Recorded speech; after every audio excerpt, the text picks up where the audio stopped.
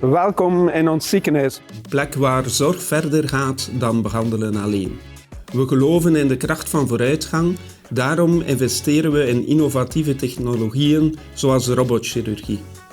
Er is een duidelijk maatschappelijke nood aan de opvang van psychiatrische patiënten, waarop we een multidisciplinair antwoord hebben geboden.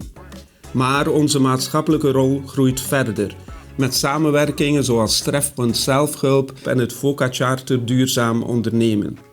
Onze patiënten en medewerkers staan steeds centraal in alles wat we doen.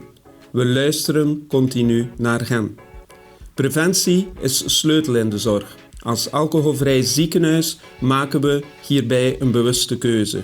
En met initiatieven zoals Spooky maken we de zorg toegankelijk en warm, zelfs voor de allerkleinsten.